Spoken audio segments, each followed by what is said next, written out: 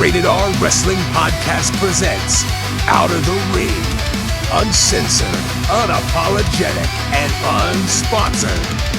Rated R Wrestling starts now. Hey, yo. Hey, yo. What's going on, guys? This is Aaron, a.k.a. Stub Muffin Supreme. And this is Michael the Motherfucker. And this is going to be a little bit of a different day today because this isn't going to be one of our canonical podcast episodes here on the Rated R Wrestling Podcast. Not at all. We're throwing quite a bit of a curveball at you. Yeah, we're going to actually step out of the ring today because wrestling is something we love. We talk about all the time. It's the premise of this entire show. It's the heartbeat of the show. But there's a lot of other things that we enjoy talking about. And I figured every once in a while we should do a little small video and talk about other shit that we like. Yes. Little forays off into other topics. Little retrospective on things maybe. Yeah. Different things like that. Let us know in the comments if you like these kind of things, or if you want us to really grind our nose to the wrestling grindstone. Absolutely. And today's episode's interesting because it's sort of like a bridge between doing the wrestling stuff and then doing the non-wrestling stuff, because we're talking about a show today called Kenny vs. Spenny. Love that show. And there's actually a small tinge of wrestling connection to it because there's been a few wrestler cameos, and there's actually an entire episode that's wrestling themed. Yes. So when I was thinking about this, I was like, ooh, this would be a great segue, perfect fit, because it kind of ties into both what we're trying to do. We're talking about wrestling, and then we're talking about stuff that's more outside of the wrestling realm. The show's hilarious. Oh, yeah. There definitely is a wrestling-themed episode, but outside of that, it really doesn't tie into wrestling too much. But I implore you, it's one of the best hidden little nuggets of mid-2000s Comedy Central, or for our Canadian fans, I think you all saw it on Showcase. Showcase, yeah. It's definitely in my top 5, top 10 favorite shows of all time. Top 3 maybe for me. Oh, it's definitely up there. But I have an odd taste in television. Right. It comes from our friends up north in Canada. Good quality show. It's sentimental to me because you're aware of this, the audience isn't. Over 10 years ago, I had really bad complications from a surgery, and I was in a rehab hospital for a month and a half living there, and it was tailored for older people, so they didn't have a lot of channels. So I had my computer and my laptop, and at that time I watched YouTube, and they pretty much had the whole show on there, and I watched pretty much the whole show. Now, granted, you might remember this. Back then, the shows were usually cut up into 4 parts and were reversed like mirrors. That was depending on the channel you found it from, but yes. Mm-hmm. Now, a lot of doing that to avoid copyright. Gotta love olden era YouTube. Yeah, and eventually they did re-upload those, and there's been many variations of uploads. Kenny Hotz's channel, shout out Kenny Hotz. Kenny's actually re-uploaded everything again recently in 4K. But did you notice it's actually been kind of edited down? There's actually some scenes that are like they'll block it out with just an advertisement that says watch the full thing on Patreon. I see they're getting around some of the racier spots. Yeah, because there's a lot of things about this show that may not fly today, but we'll go over that. Well, at least not on free YouTube, free television. Yeah. I mean, for a while there, a lot of their episodes had nudity in it, and they were still showing it on YouTube. So how they got away with it so long is still amazes me. I mean, I knew eventually they were going to have to censor some of this stuff. Well, it's mainly due to YouTube's child filtering. If it wasn't made for children, it oftentimes didn't even get a second look. The adpocalypse, as long as it was deemed, this isn't safe for ads, they didn't really care past that. Right. But yeah, that's still a great show. If you want to watch it, if you haven't watched it, there's going to be potential spoilers because we'll go over certain things, some of these episodes of ours that we like. But if you haven't seen it, I would recommend going on YouTube and watching it. It's not going to be as authentic as the real thing. So if you can hunt out like other videos on YouTube of the full episodes, or get the DVDs, or however you want to do it. Especially if you can get the DVDs. I mean, especially always support the initial source. Yep. Then that's what I'd recommend. It's a great show. But all else fails. We all know about piracy. There are gray areas of the internet that have the things that stream things, but on top of that, I mean, on full-blown piracy. If you can't find it anywhere else, guys. I'm not condoning it, but we all know it exists. We know it, so we're big. We're adults. We know this shit. If that's the choice you decide to make, it's there for you. So what was your first kind of like memory of discovering the show? All right, so my first discovery of the show was seeing it advertised for the first time it was going to run on Comedy Central, and I was quite pumped. They played the ads. They made it seem very chaotic. This was very much in the heyday of Jackass-like television, reality television, and I thought it blended the two perfectly. And I was extremely pumped for the debut episode, which was not the pilot, by the way. It was somewhere in the middle of season 1. Yeah. At least for U.S. Comedy Central. Right. Yeah, because it was... you actually brought me back into the show because I remember being younger, seeing tidbits of it on Comedy Central. I remember seeing that it was produced by Trey and Matt of South Park. I remember that stuck out to me because I was like, whoa. Heads up, Trey and Matt, South Park. Yep, you guys. Legends. And I didn't really ever watch the show too much. And then I remember eventually down the road, you reintroduced it to me. It's one of my loves. And I fell in love with the show, and it's that's kind of how I got back into it. But yeah, do you want to, for the audience, do you kind of want to give like an idea of what this show's about? So the best way I can describe this television show is assuming you're in a friend group or was in a friend group at some point in school, consider your two most chaotic friends. Put them together in a television show and make them contractually bound to compete, and the winner makes the loser of each competition do a humiliation. Yep. And that's pretty much what you get, Kenny versus Spenny. And that's pretty much the gist of it. There's no thrills about it. It's just two dudes doing stupid shit and doing stupid competitions. And forced to live together and deal with each other the entire time. And as the show goes on, these things get way unhinged. Way in the left field. When we go over the seasons, like the quick run through the seasons, you'll see how the competitions are somewhat tame. And then as we get to the 6th season, it's like, whoa.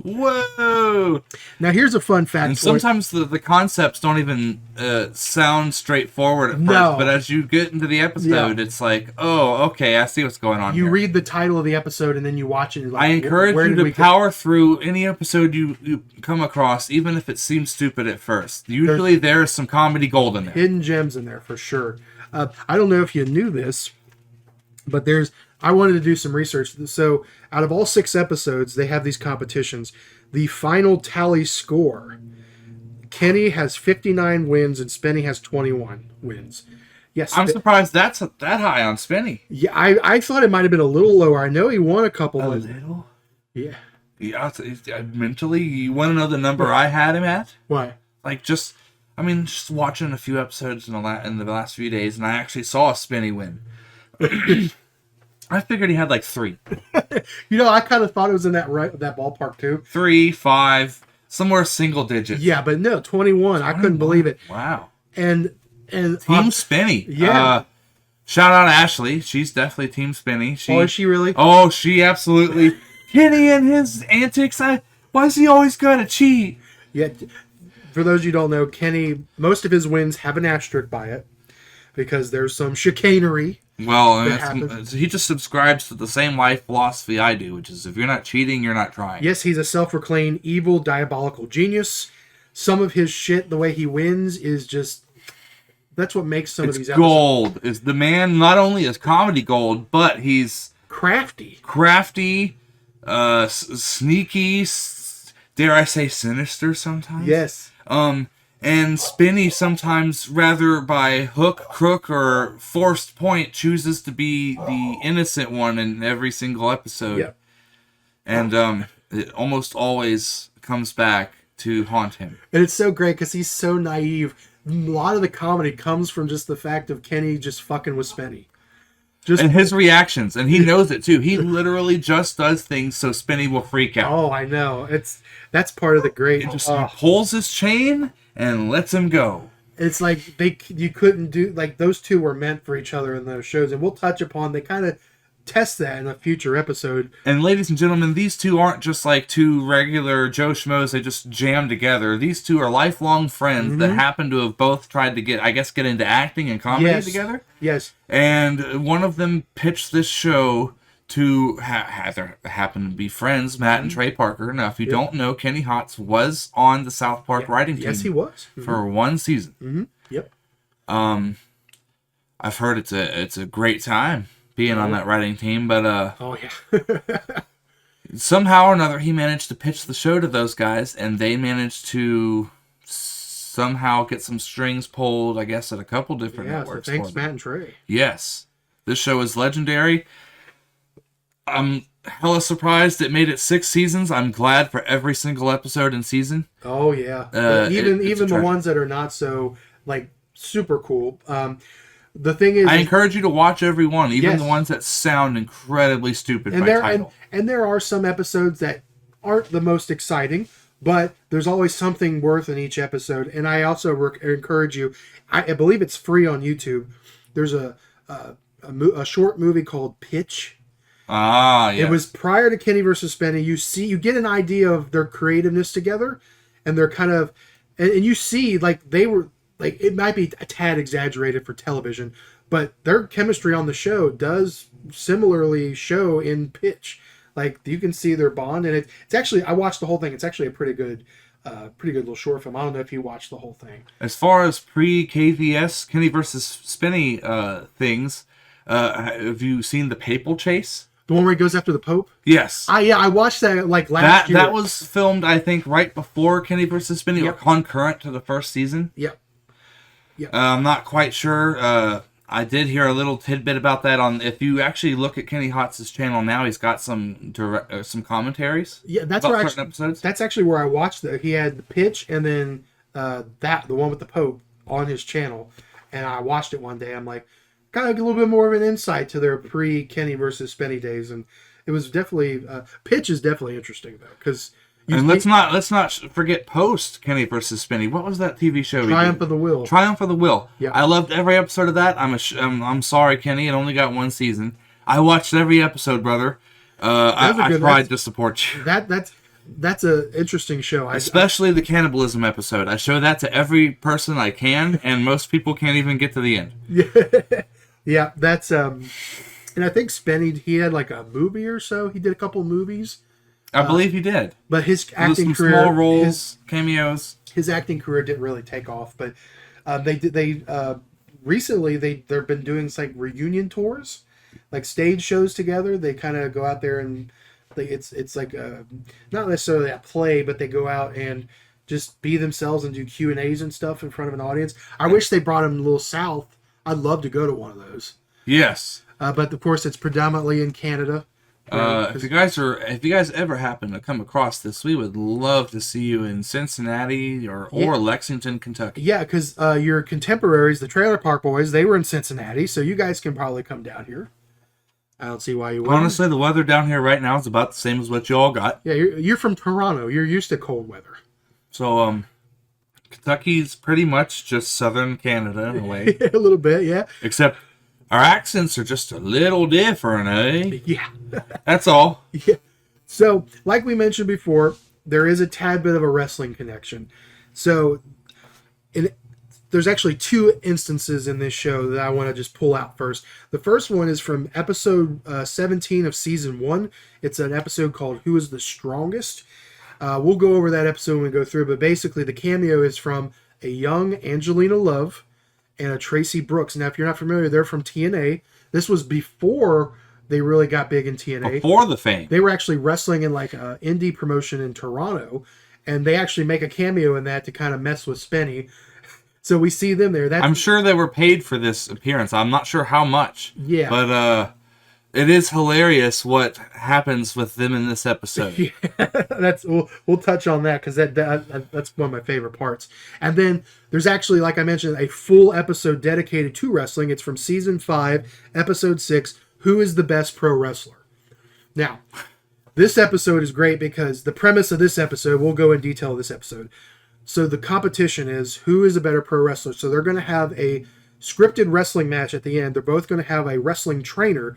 And the premise is basically the judge, who is a wrestler himself, is going to judge them and see who is the better pro wrestler. Obviously, it doesn't go that way at all. One bit. I believe the premise for most of these competitions is they have about 3 days to prepare or to endure, whatever it may be. And then there's usually a judging at the end, or at the very least, some way to determine a winner and a loser. Right. And they eventually tweak it to where instead of wrestling each other, each one of them is paired off with a pro wrestler, and they'll have separate matches, and then the judge will just determine who had the better match. Some interesting cameos in that one. There's a big one, but the first one, you remember textbook Tyson Dew, who was Spenny's trainer? I do. Oh, slick back blondie. Yeah, he actually, the reason I brought him up is because they had, in WWE, they had the Cruiserweight Classic about 10 years ago, and he was a participant on it. When I saw Tyson Dew, I'm like, dude, that's the dude from Kenny versus Spenny. So that's kind of... Now, I'll be honest, I have not watched that. Just mentioning that, however, I may go back and give that a watch. Yeah, go through it, because they do... they'll always, at the beginning of the Cruiserweight Classic, they go through the run-through, they show you everybody that's in it. And he was on there. So that's when I saw that. Like I said, I was like, whoa, I remember him from Kenny versus Spenny. But obviously, there's also the Megan brothers. They're sort of the guys that run the little promotion that they do at the end. They're best known for being sort of like the managers in the late stage career of the obvious big cameo of the show, the Sheik, Iron Sheik, Sheiky Baby. Ah, the Sheik, the Iron Sheik. He makes this episode for me. The man, every second he is on the screen, he's either leading to something he's going to do that's hilarious, or doing something hilarious, and he's not even trying. He's just being himself. No. Or at least the himself that he wanted the rest of the world to see. Right. Yeah, he meets Spenny. Spenny's trainer actually introduces Iron Sheik. Spenny, of course, fanboys out. Instantly marks out. And, of course... As would we. Yes, absolutely. And Sheiky asks him, who's your favorite wrestlers? And blah, blah, blah. And then eventually, Spenny brings up Hogan. And things go south immediately. Yeah. Fuck Hulk Hogan! Hulk Hogan, faggot! Yes. Iron Sheik sellout! Pontiac Civil Dome, 90,000 people! Hulk Hogan, fuck a Hulk Hogan! I put him in the camel clutch! He's dead! Yes. The man's blood pressure spikes. You can kind of... If you pay attention, you can see his handlers in the background kind of going, oh no. No, he's getting a little unhinged here. But and then the Sheik's, of course, he at the end, we'll get to the end part here, but the other highlight of that episode is, like we said, it's not going to be a straight up competition. No. It very rarely is. Spenny actually does the bumps and the drills. And he actually trains like a wrestler would. But Kenny decides he's going to actually do the entertainment aspect of it. I love it because he goes through all these different absurd wrestling characters. Which is very much his personality. He's very much a shortcut guy, short road guy, instant gratification. Loves to find the loopholes. Yep. The short way out. And the man succeeds fairly often, but usually with hilarity ensuing. Yes, and he ends up portraying a character by the name of Yarp Yarp. Yarp Yarp! Yarp Yarp! I wish I had a hammer. Yes, I can't even do it justice. You have to see it. He's got a black spray painted basketball split open over his head. He's got like spikes, a chain. He's wearing nothing but his underwear and socks. And he's got a hammer, and he's got like a scientist that's his like manager or valet. And the quote of that episode is, to feed a Yop Yop, he has to eat a used tampon. And they have, I'm assuming, a tampon colored in red. Yeah. Maybe they found a used one in a garbage can somewhere. I hope not. But, he proceeds to at least make the appearance of Yarp Yarp eating the tampon through the mask. That's how he gets his sustenance, according to his handler. Now, Kenny, Sebi, Spenny, any Kenny versus Spenny guys, if you can answer the question of how much the budget was on costumes, I'd love to know. Yeah, he had a whole range. He was like a Frenchman. He was an emperor. Some guy wrapped up in tin foil. He looked like a Maurice Del Taco. Yeah. Like he had a whole bunch. The budget for those costumes But yes, and then of course they had it's all a big ruse because Spenny's in the ring having his match with Tyson Dew, and then they pull a fast one. Kenny comes out as Yarp Yarp with the one of the Megan brothers, and instead of just the match ending, they all decide to beat the shit out of Spenny. Everyone, including Spenny's trainer, double crosses Spenny, and everyone just starts stomping him in the ring and beating him, and he's screaming, "What's going on? Yeah. Why?" Yeah, he freaks out. It's great. And then the dude that judging the competition, he's like, I don't know what the fuck I just watched. But ultimately, Kenny wins because he didn't break character. Kenny was obviously breaking character. Which is the number one rule of wrestling. Yep. You don't break character. Yep, so that's how that ends. And of course, like we mentioned, the loser must endure a punishment. And in this case, Spenny's punishment was getting hazed by Iron Sheik. He had to be naked too. He had to be butt-ass naked. And Iron Sheik was putting him in the camel clutch, or attempting to. And then the best part, he tries to shove a beer bottle up his ass. And he beats him with the ring bell hammer. Yes. Let's not forget, he chases him around the ring with the ring bell hammer. Yes. Small, but I'm sure hurt. Sheik. All hail the Sheik. Sheiky baby, rest in peace. Yes. Rated R Wrestling Podcast, we salute you. Yes, sir. But yes, that was the wrestling episode part of Kenny versus Spenny. That's where I wanted to tie it all together. But there's still a lot of other great things about that show. So, like we mentioned, it was 6 seasons. I'm going to bring out a cheat sheet here. Pull it up on my phone. Blah, blah, blah. Okay, so I'm just going to go and list off the name of the episodes here. If you have anything to say about the episode, or if I do, we'll stop and we'll make a comment about it. Because not every episode was a banger. But season 1, we'll say, was 26 episodes. Which clearly, if you think about it, they did not know the show was going to get a season 2, so they just did as much content as they could until they were told, "Hey, we need a season 2." Yes, and all the other seasons are like maybe 10 to 12 episodes. No, this one was 26. Now there is over double the length of any other season. There is a bit of a caveat because there was a pilot before the first episode, which was never aired on television. No. I believe that was it Who Could Lose the Most Weight? I think that's what that was. Yeah, it was, because that's where they were going to the gym, and then Kenny spiked frickin'... I'm not sure which one came first, because they were back to back. It was who could either gain the most weight or who could lose the most weight. And the first one could have been who could gain the most weight because of how Kenny cheats. You might be right, because he's... And then the next episode, he just takes all that crap off. Yeah, because in the weight episode, he cheats by putting like metal barbed wire in his hair. He puts lead. Yeah, lead on his head, and he bloats himself up. And then when they reweigh at the end, he doesn't have all that stuff, so he significantly weighs less. So yeah, don't hold me to Our it. memory is very, very foggy, and we're not going with a concrete episode list, ladies and gentlemen. We are very much winging it. Yes. A pilot episode and the first episode, you could flip-flop them. One's about losing weight, one's about gaining weight. But yeah, I checked those out. The pilot's actually pretty funny. So we have, who is the best fashion designer? That one was like, that's where they did Spenny did the stupid culture thing from around the world.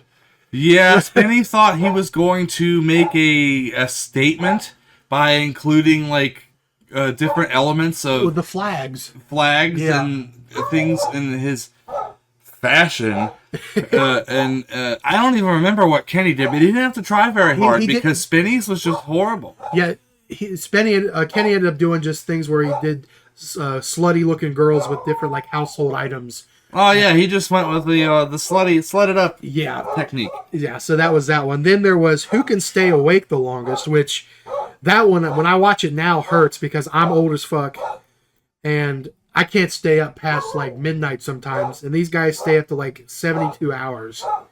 Yeah, we go like at least 2.5, 3 days without sleep, and mind you, one is torturing the other the entire time. Yeah.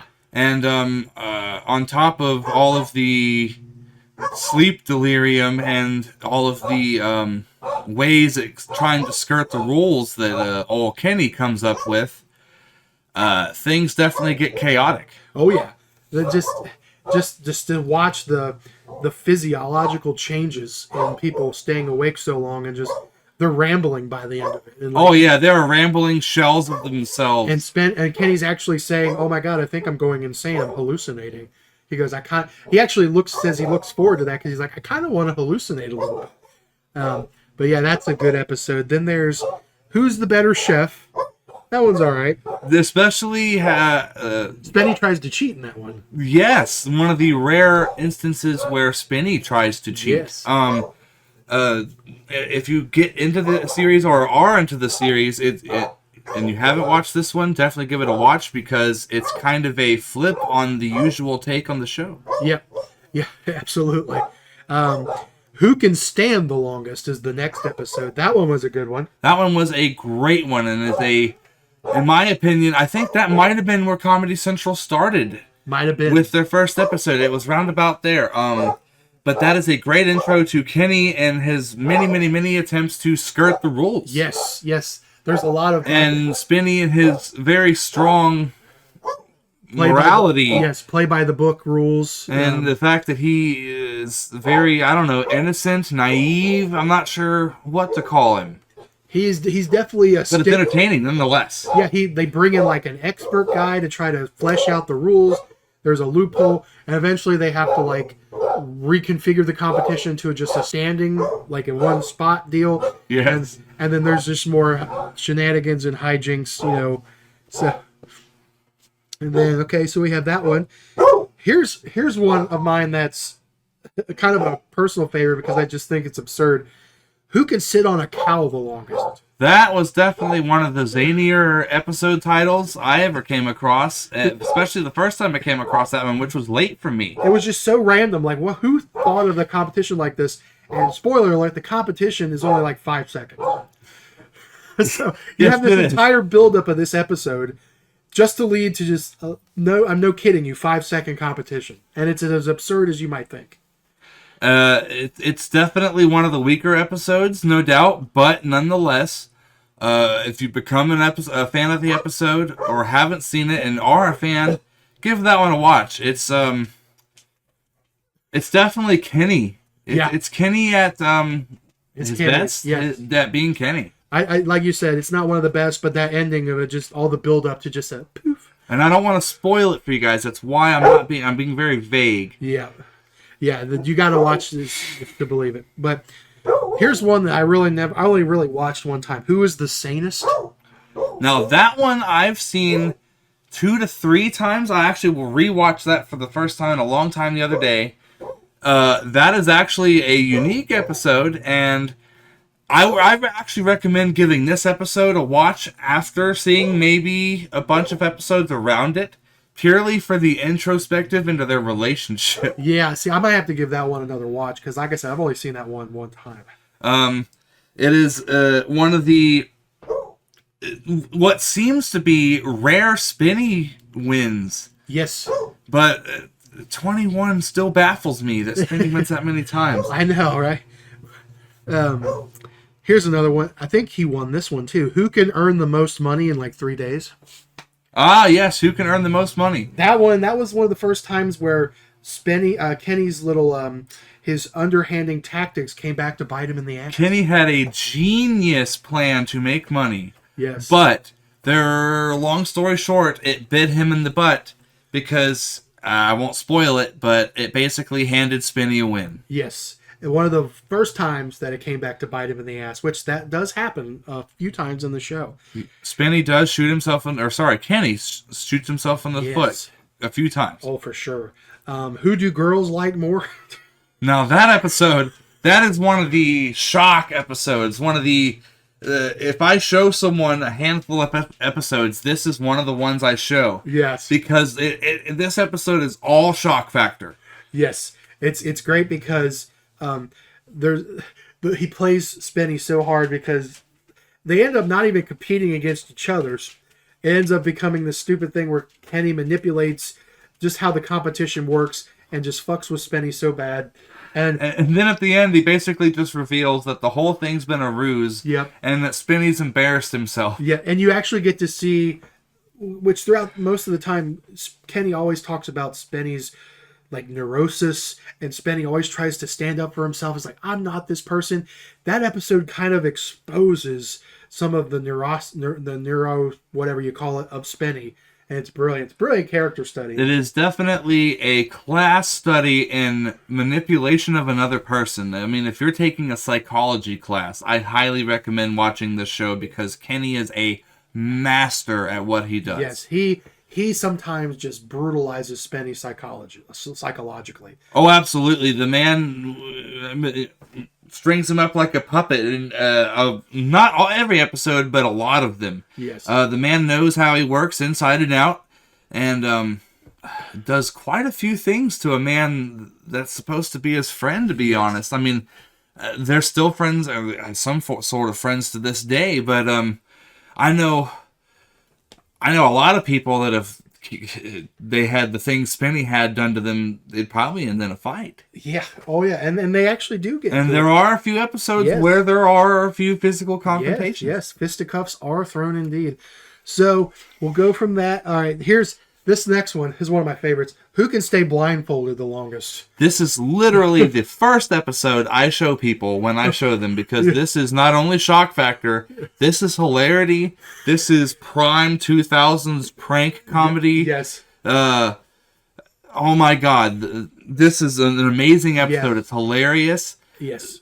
I don't want to spoil it for you guys. I really don't. If there's any one show, if anyone sees this and goes, I might want to watch that, this is the episode you should watch first. Who could be blindfolded the longest. Yes, and obviously, as based on what we said, Kenny does not fucking stay blindfolded this entire episode, and that's what's beautiful about it. I just love it. Can't do it. Words can't do it justice. Who can win a beauty pageant? I don't really remember this one. Who can win a beauty pageant? Okay, so I know this was another Spenny win, I believe. I believe it was, and if I remember correctly, they were entered into a women's beauty pageant. And well, the women were the judges. Because there's were they in drag? That's another episode, not this one. That's the one where they see who can make the better woman. No, I'm aware about that, but I thought there were 2 episodes where they were women. No, I don't believe so. This is the one where they do like the where Spenny gets all oiled up and he shaves his body because he's in front of these girls. Ladies and gentlemen, I know I've seen this episode, but it has been years, and I do not remember, so I will not claim that I am 100% correct. I won't claim that either, because I'm thinking about it, that might have been the stripper episode. Because there's a stripping episode, so that might be the one I'm thinking of. So don't hold me to it There are either. so many absurd episodes, it's hard to keep track, ladies and gentlemen. Yeah. And they are all hilarious and great in their own way. Yeah, so then we got who can win a series of mini competitions. That one's cool. I like that one. That one's definitely interesting, especially the strategy that is applied to that one from Kenny. Yeah, and he definitely bites it at the end of that one. And that one, another one where it comes back to bite him in the ass. Who can stay handcuffed the longest? Oh, who can stay handcuffed the longest? Yes. So basically, without spoiling too much, they're handcuffed, and Kenny knows that Spenny can be annoyed by anything, so he and everything. Eventually gets to the point where he brings in a mutual friend of theirs who's all about trying to confront Spenny over like a past debt. Spenny, of course, hates confrontation and wants to do anything to get away from this. Yes, but that backfires on Kenny too, because he gets annoyed by, I believe his name is Wolfish. Yeah, Wolfish. Yeah. Now, before the episode reaches this point, Kenny does everything in his power to annoy Spenny to get him to quit the competition, ladies and gentlemen. Yeah. And we're talking being handcuffed to the one person you would not like to be handcuffed to, ladies and just gentlemen. imagine. And then them doing everything in their power to absolutely ruin your day. And it's not like they're getting paid to do it too, so they're trying, they're going for it. They actually prepare. They are contractually bound. Yes, they're actually preparations. They go preparations of like, oh, I've got this item. Oh, Kenny's like, I'm going to make myself smell as horrible as possible.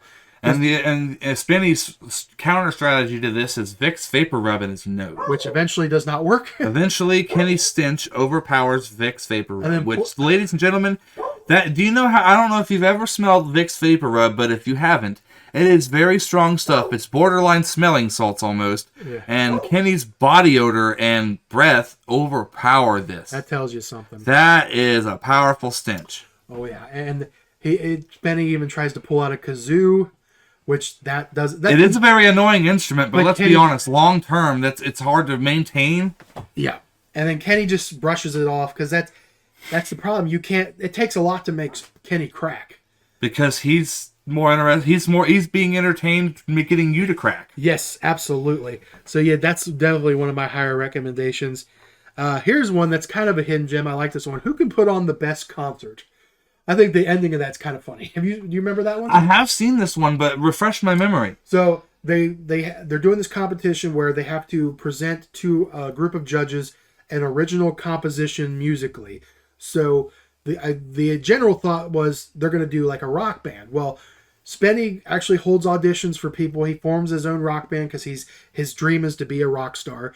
Kenny, self-admitted, I do not know anything about music, so he inquires on one of the producers, Brendan, to write a composition, and he's going to guilt the judges by writing a song for a children's choir. Oh, I remember this now. Yes, basically his whole thing is to just guilt the judges into picking the children's option because I believe they are poor or impoverished or maybe even disabled. I'm not quite sure what they are. I don't know about that. The song was written, it's like a generic Save the Children song, just to implore to the judges' sensibilities. And it's like just a regular children's choir. But just publicly, Kenny is trying to leverage, are you going to vote against the children to vote for Spenny? And in the end, it doesn't even really matter. I won't spoil it, but Spenny gets fucked over big time in that episode. As most of these episodes are.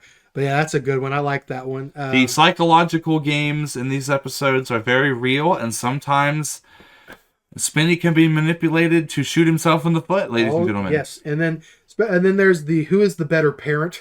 Who is the better parent?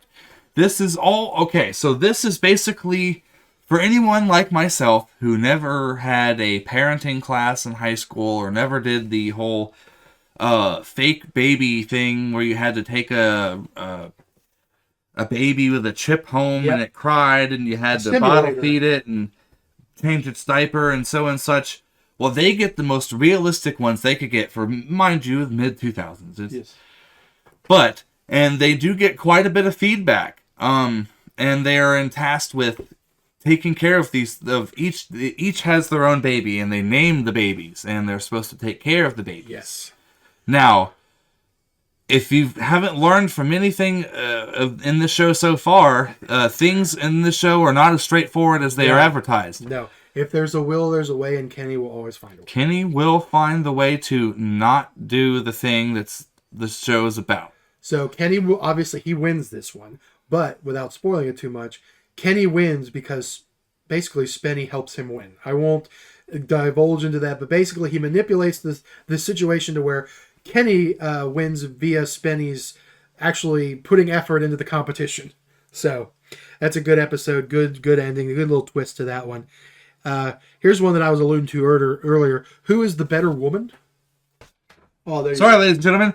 There was noise in the background and I was a slight distracted. Anyways, who is the better woman? Who is the better woman? This is a very interesting episode for those who might be transphobic. Now, grant you, they are not trying to be trans or drag. No. It is simply an episode of who can portray the better woman. Yes, they actually... Temporarily, only for 3 days, is it? Well, no, it's for... the ultimate test is they have a cocktail party with a bunch of women, and they're the judges. Spenny actually goes to a feminist coach who kind of helps him define it's more of an acting experiment, but they're trying to portray who's the better woman. Spenny very much tries to take the heart of the competition no matter what, and he dives head first into the spirit of whatever it is. Creates like this illustrious backstory for Here's the whole backstory. How many children he has. I'm not going to get into it, but the man wrote a book on himself, ladies and gentlemen. And Kenny, of course, is hamming it up as a slutty, no-nonsense whore, basically. The highlight of that episode to me is when he brings Spenny's Uncle Julian over to the party. Oh, yes. He uses his own family. Yes. Which, for those who have certain types of family, if you can't even portray that kind of thing. Yes. Totally out in left field for his Uncle Julian. And it immediately shattered any immersion Spenny had as being a woman right in front of the judges. Yes, that I love that part. Speaking of acting, this one was a good one too. Who is the better actor? Who is the better actor? I felt bad for Spenny in this one because he really tried hard. Once again, he dives headfirst into the spirit of the competition. As part of one of his aspirations in life, he wants to be an actor. So he thinks this is an opportunity to show what he can do. Yeah, and they're performing in front of a theater director or something. And they all have to come up with an original piece. Kenny obviously he takes the low road as usual. Sneaky guy. And Kenny, Spenny, who puts all, like, he really puts his heart and soul in his performance, and it gets him fucked over in the end. But we will not spoil Kenny's performance because obviously he's not going to put much effort into acting, and so that only leaves him with really one option. But I won't spoil it, ladies and gentlemen. But if you can think of what it is, let us know in the comments if you haven't seen it. And like we mentioned before, Kenny won majority of these competitions, but it's the destination, it's the journey to the destination that is worth watching. Yes. Especially because there's competitions we know offhand that Kenny's definitely winning. You can tell at the beginning. So then there's Who's the Better Stripper. This is the one where I believe I was incorrect earlier. This is where they're doing the dance in front of the women, where Spenny's all baby oiled up.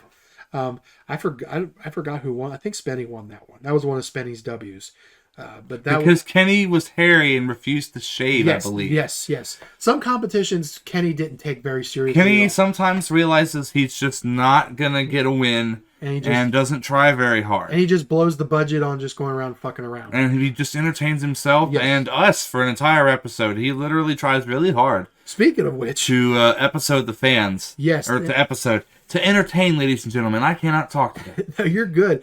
That was perfectly illustrated in the next episode. Who's the better figure skater? Oh, yes. Now, this should have been Kenny's performance for Who's the Better Actor. Yes. This was absolute genius. Grammy-nominated gold. Yes. This even got my wife, ladies and gentlemen. She fell for this just like Spenny. Hook, line, and sinker. Hook, line, and sinker.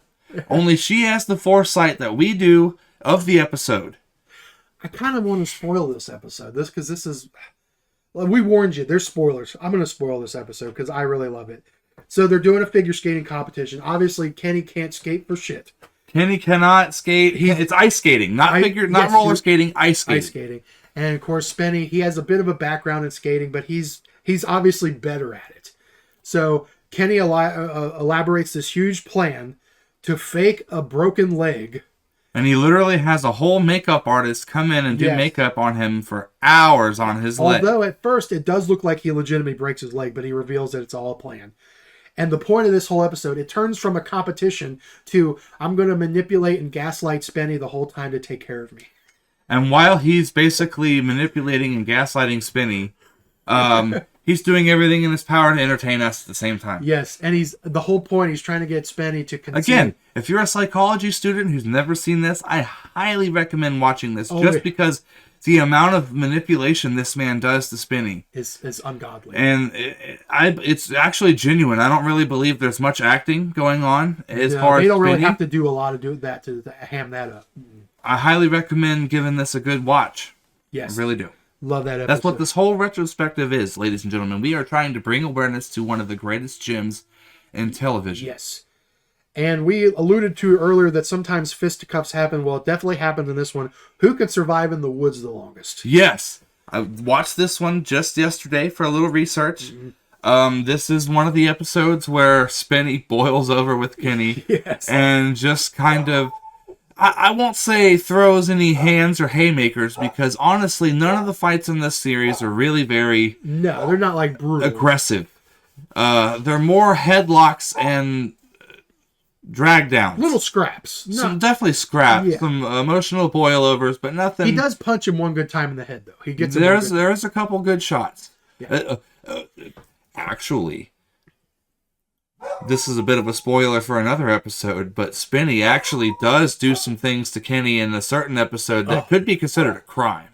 Oh, yes. I think I know what you're talking about. Yeah, we'll definitely get to that one. That one's coming up here a few more episodes, I think. But yeah, that's a good one. First one to use their arms loses. That's First one to use their arms, ladies and gentlemen. We as humans are programmed to use our arms for all kinds of things, not just grabbing a drink or using our phones. Yeah. We are programmed to use our arms for survival, for all kinds of things, ladies and gentlemen. Yes. And it is a show of fighting instinct while at the same time dealing with someone who is absolutely being horrible to you. Yes, and it does make you realize how much you take your arms and hands for granted. Because when you realize when you're unable to use them, shit gets really tough. Incredibly difficult, ladies and gentlemen. And you definitely see that with those two. A lot of fun ways Kenny gets around the rules on that one, but that one's a good one. This one is kind of a hidden gem for me in the first season. Who can win a court case? Who can win a court case?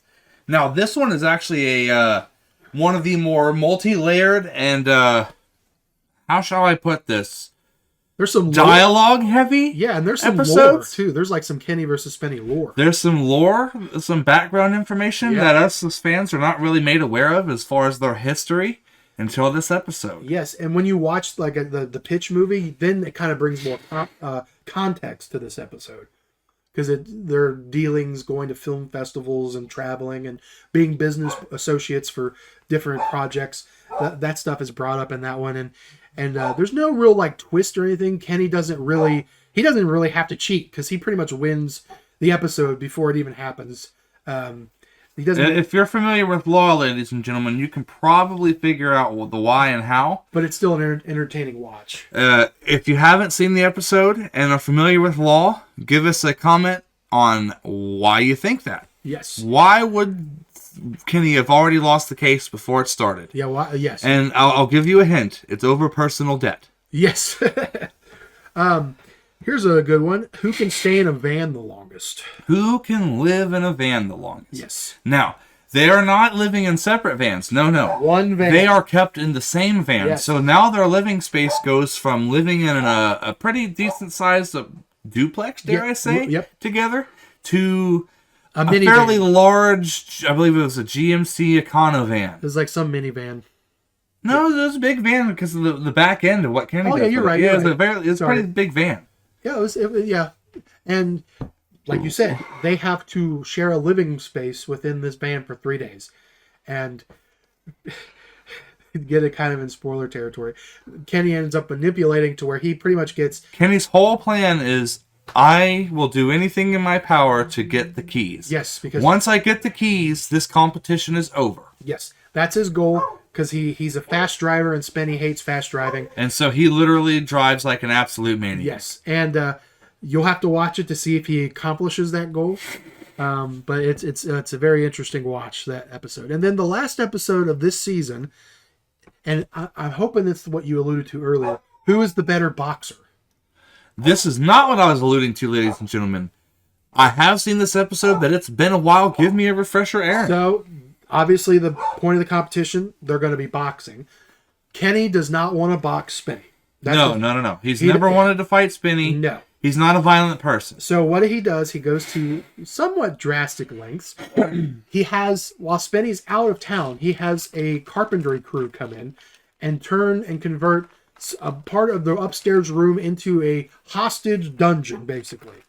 And he lures Spenny in there and locks him in there and says, I will be back when the competition's over. And he leaves him just like a piss bucket and just a TV, no cell phone, no nothing. He's like, you're going to be locked in here for 3 days. I forgot about this episode. Now that you've brought this up, low-key, this is one of my favorite episodes because this wasn't what I was talking about earlier, but yes, this very well could be considered a crime, what he does. Yes. To Spenny. I think... he literally imprisons the man in his own home. Yes. For 3 days? 2.5 days? No, technically it was a day and a half because eventually Kenny feels remorseful. His conscience gets the better of him. Yes, so he goes back and... ladies and gentlemen, when your nose is stuffed up, Kleenex. Yes. Not sponsored, but we could be. Yes. And this is one of the grossest endings of the show because Spenny gets his revenge because Kenny does let him out. And spoiler territory here.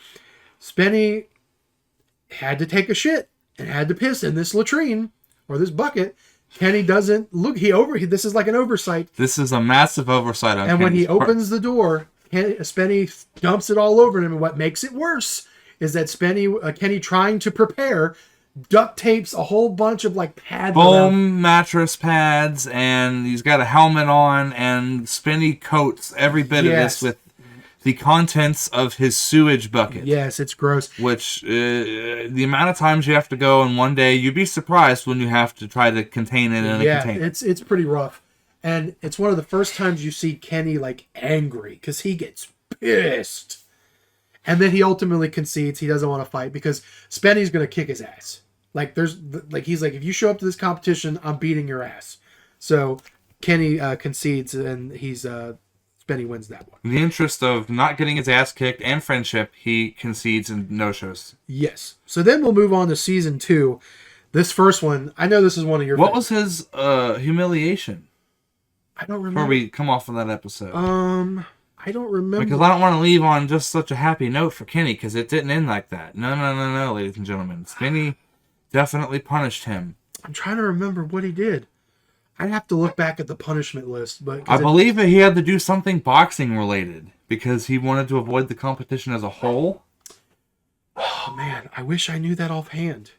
Shit. If you have seen these episodes, ladies and gentlemen, hit us up in the comments with what the humiliation was. Yeah, because I don't remember. But well, maybe it'll come back to me. But season 1 of episode 2, I know you like this one. Who can drink more beer? Who can drink the most beer? Now, this was the episode I was talking about. Yes.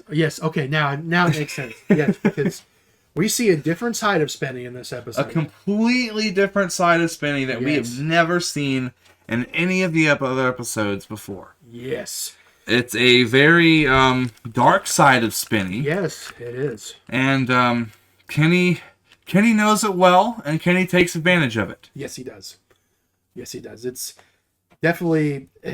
It definitely has its moments for sure. That episode, you just Kenny displays a level of pure genius in the measure he goes to cheat in this episode. Yes, but at the same time, there are things that are done to both Kenny and Spenny in this episode that are I don't want to say disturbing, but definitely a little PG at the very least. Mm-hmm.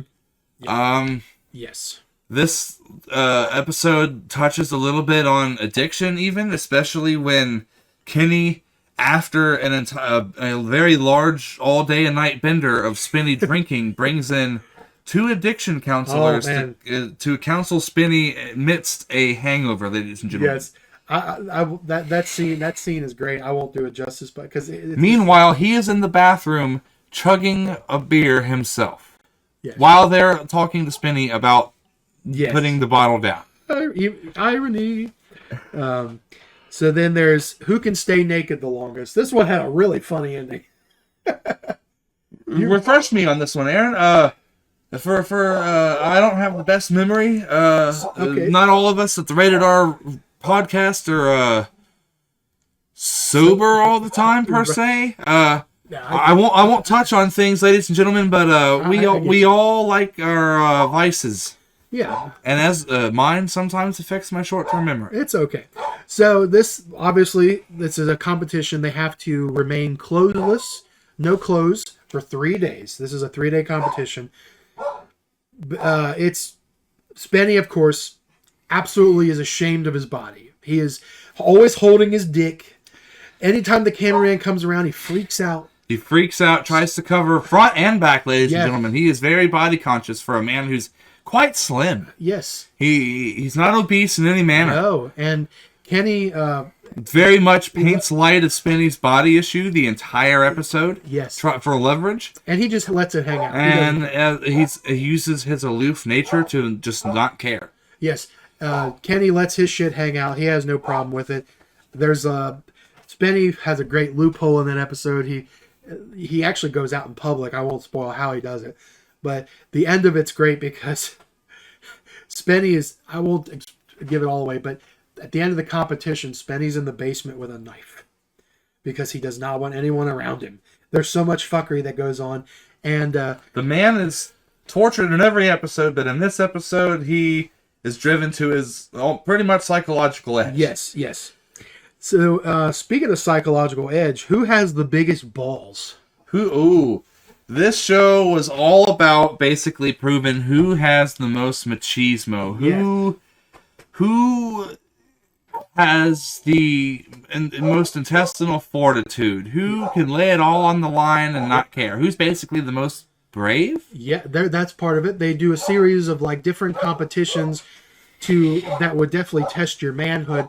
And the end of it definitely shows a very clever mindset of Spenny, who actually kind of pulls a Kenny at the end of this episode.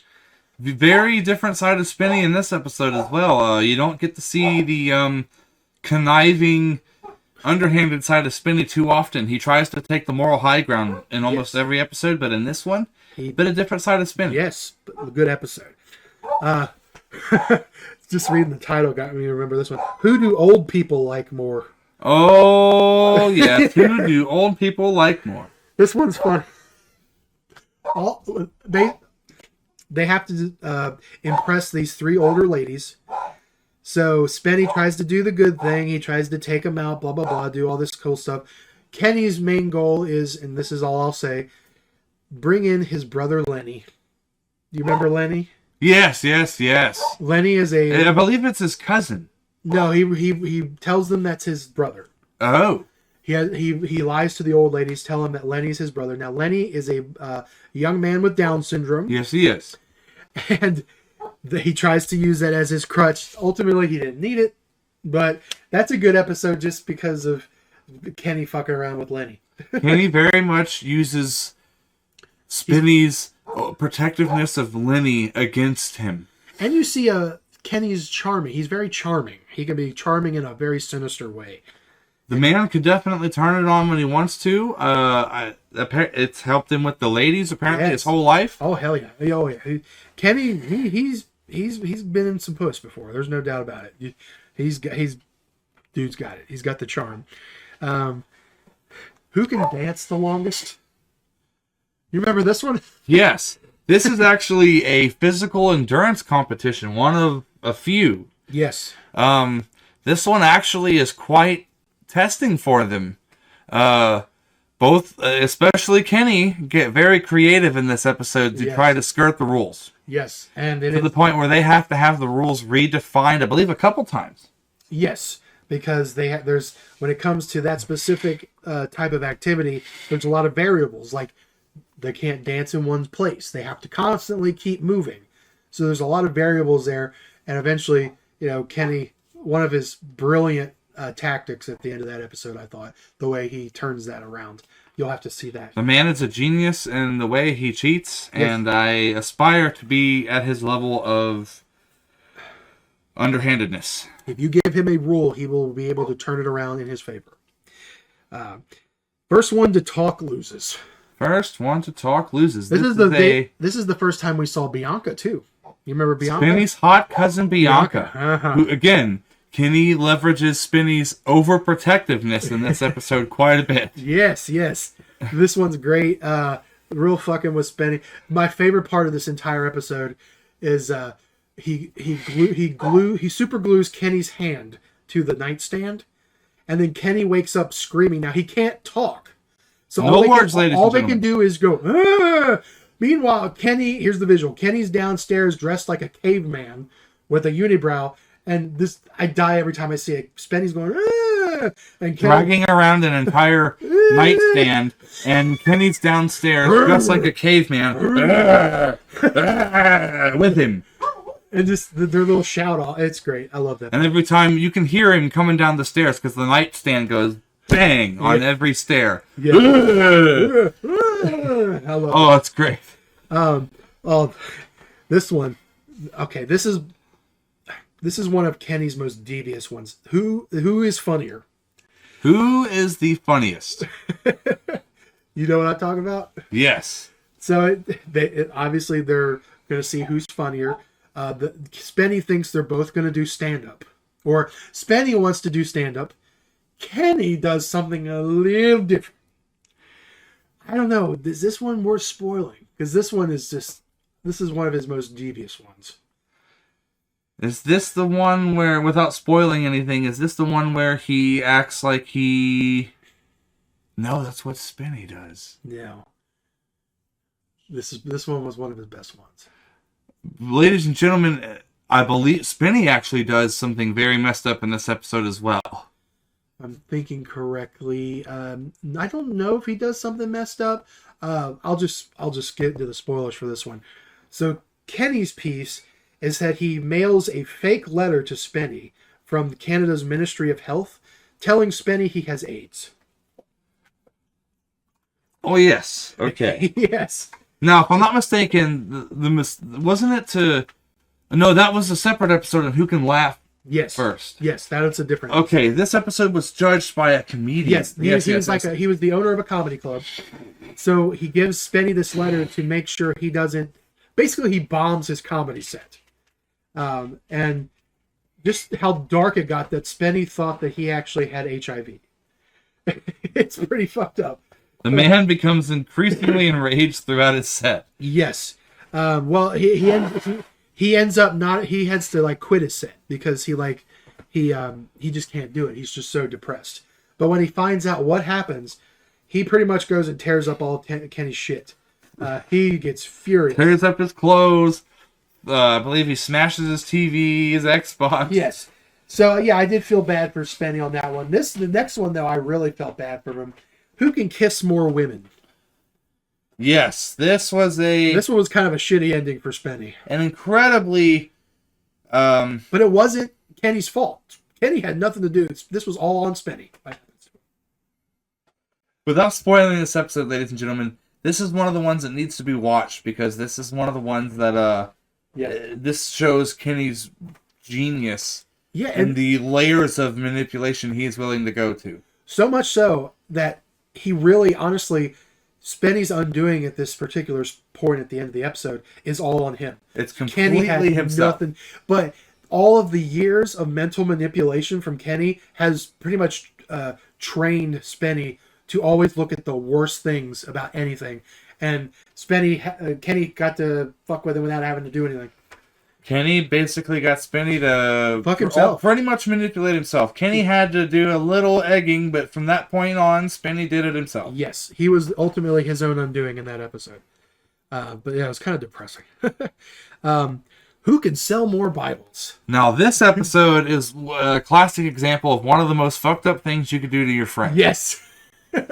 Yes. Oh, man.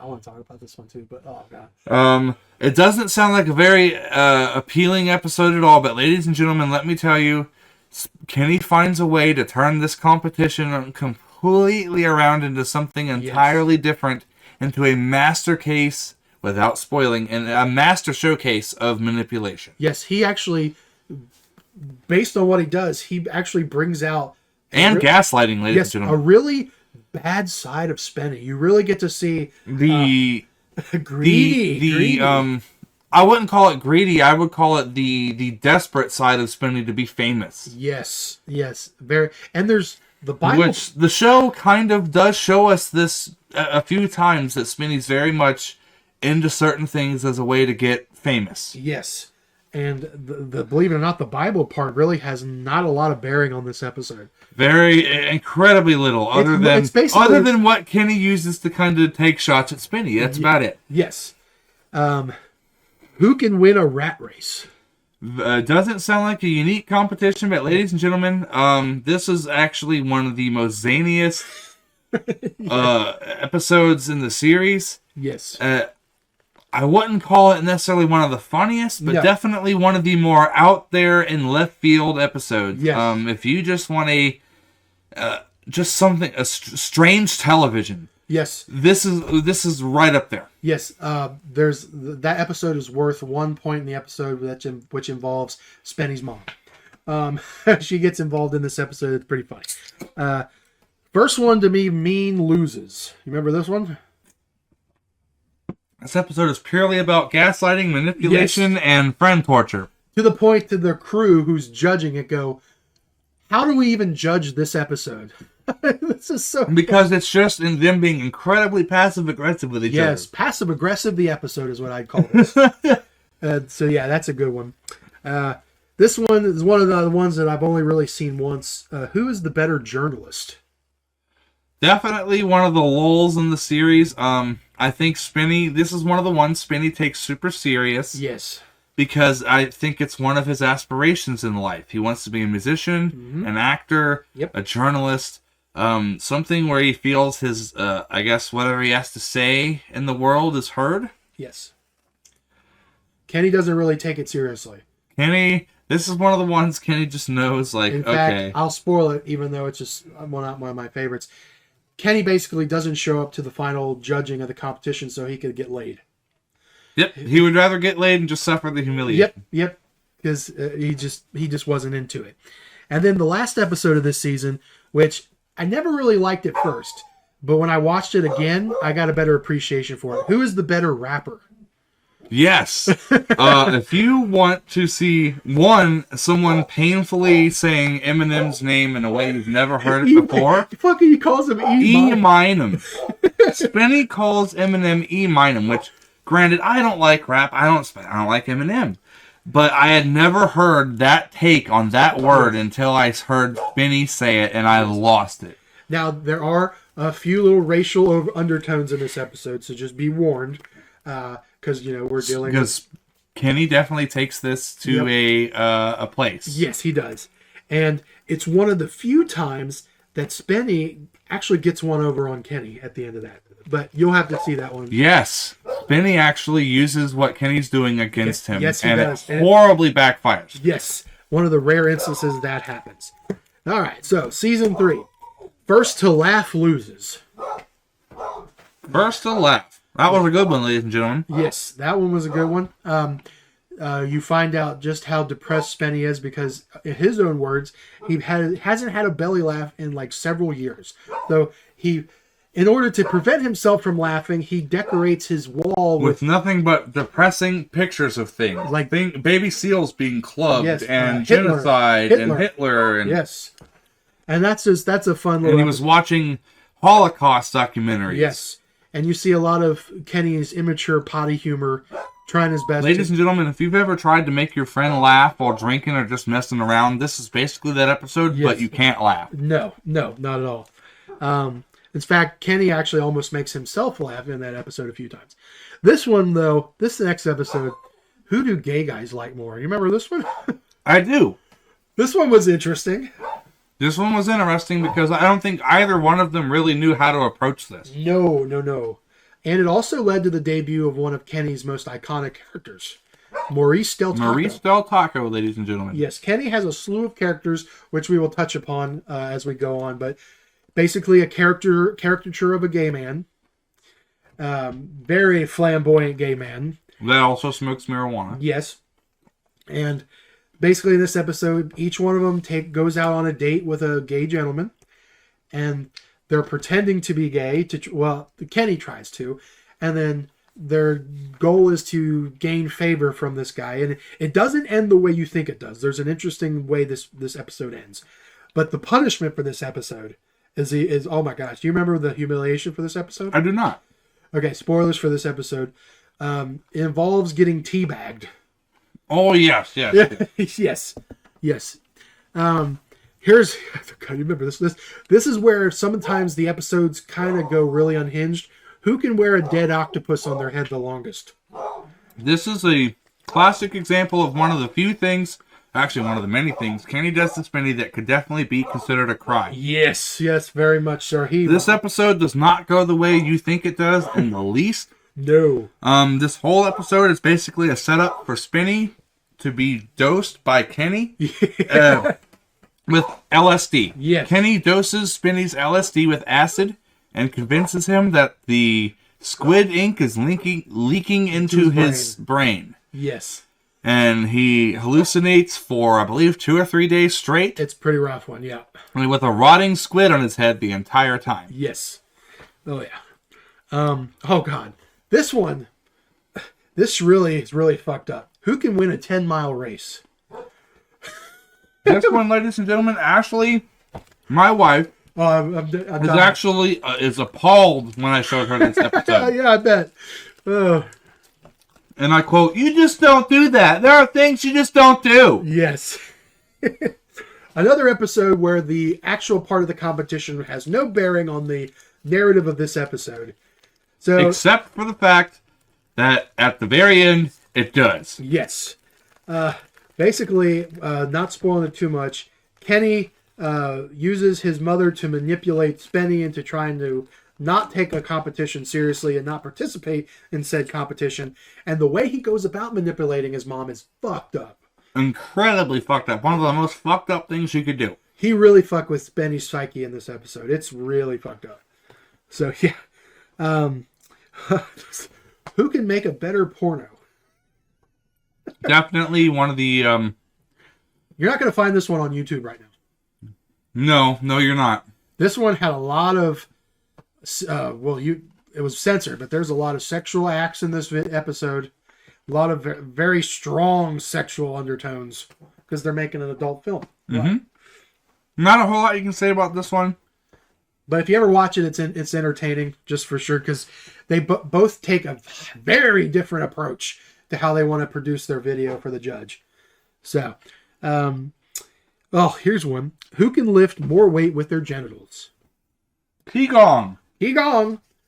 This is one I mentioned earlier when I said these two were meant to be together. This is what makes the show just the dichotomy of Kenny fucking with Spenny and Spenny being manipulated.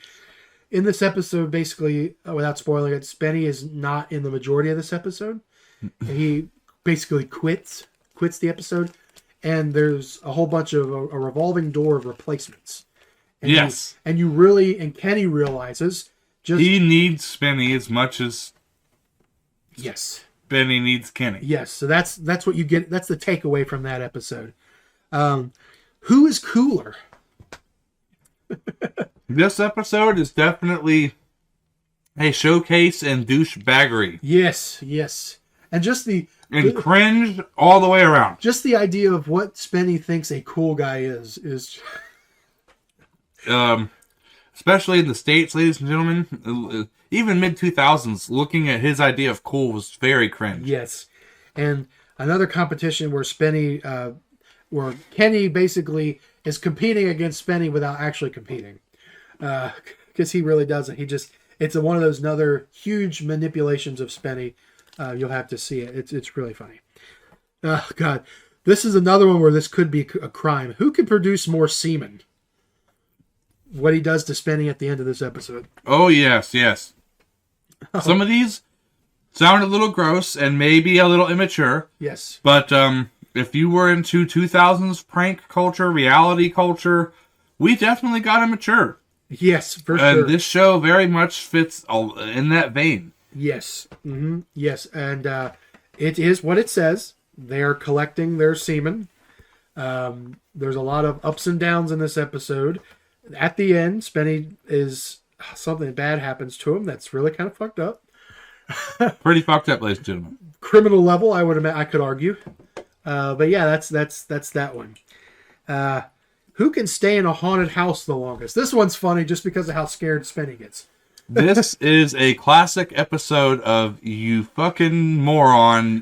What you did, you literally psyched yourself out and lost the competition for yourself. Yes. Kenny, one of the few Kenny L's, and he was so close to winning this too. He really was. But Spenny takes the ultimate measure and ensures that he can't lose. No, he actually does outsmart Kenny at that end there. That was pretty crazy. But yeah, check that one out. It's hilarious and not quite what you think it is. No. But definitely check that one out. The next one, who can catch a bigger fish? Yes, I remember this episode. Yes. It's very much what you think it is, but it's also at the same time, it's not what you think it is. No.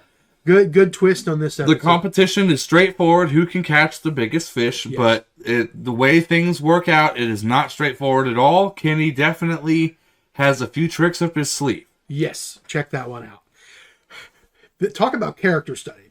Who can imitate the other guy better? This is I keep going to psychology. Psychology students, yes. This is a classic example of, I don't even know but there are levels here. What friends think about their friends. Yes. This is literally one guy is being serious about imitating the other, while the other guy is being clowny about it. Over-exaggeration. But at the same time, he is bringing up very valid points about the person, and the person can't handle it and thinks it's character assassination. Yes. Very much so. This is a dip into Kenny using a bit of dark psychology on Spenny. Yes. Absolutely. Who can stay homeless the longest? That one was a good one. This is a great episode. It sounds boring, but I promise you, this episode actually is pretty funny. Kenny has some tricks up his sleeve that end up giving us quite a bit of a laugh. Yes. Love that episode. Spenny takes this incredibly seriously, as he usually does. He wants to stand for a moral high ground, a moral message. And he wants to really show people what it's like to be homeless. And as a result, he is just taken advantage of time and time again, because he's always about taking the high road and trying to have a message, an example, a point. Yes. The good episode. And then there's the arm wrestling competition. This was a good one because it's another one. Because this is a great case of technicality. One of Kenny's best loopholes. You doofy. Yes, one of Kenny's best loopholes in a competition with a great ending to this. He cheats, but Spenny ends up still losing anyway. This is true. Great episode. It's a great episode. It's funny. It's a great ride. This is definitely one of the episodes that lead. This is one of the more build episodes that kind of build to the big finish at the end. Yes. There are a lot of these episodes that do that, and the slower episodes, they kind of lead to an end versus having a middle. Yes, absolutely. So then we move on to season 4, which this was actually the first season I watched in its entirety because it was on Netflix. And so this is the first one I watched from beginning to end. This was really what got me really back into the show after you reintroduced me.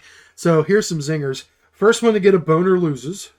Great episode, ladies and gentlemen. This is a classic episode of Friend Psychology. Yes. Any dude watching this knows exactly what I'm talking about. You get a group of dudes together. Huh, you're gay. You got a boner. This is literally that episode, ladies and gentlemen. Yes. Then there's who can blow the biggest fart.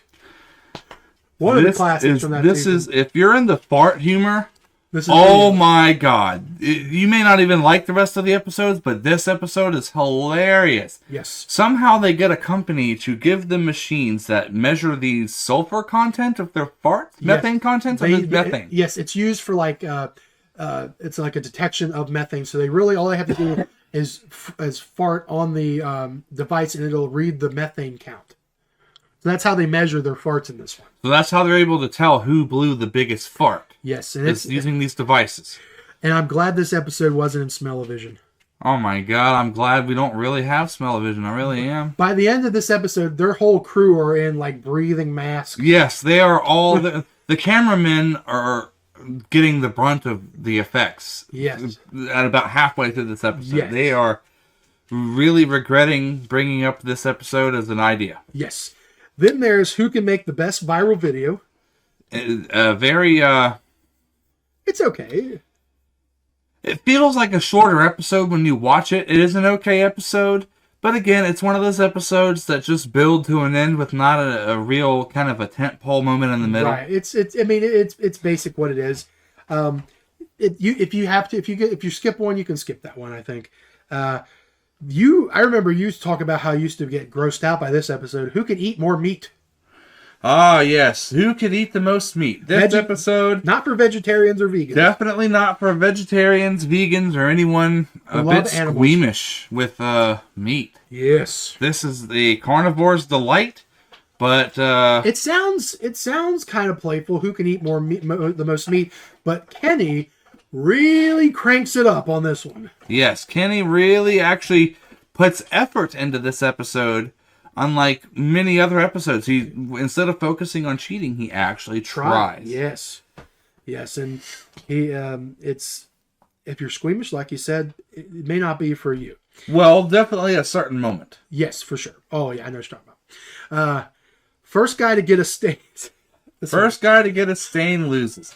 If anyone has ever struggled with eating and felt like they needed a baby bib in their life, this episode is that times 100. They literally wear white suits from head to toe, and they have to try to keep stains off of them for 3 days. Yes, and this goes about the way you expect it to, ladies and gentlemen. The competition actually starts and stops like multiple times. This is correct, because they have to keep readjusting the rules. Yes.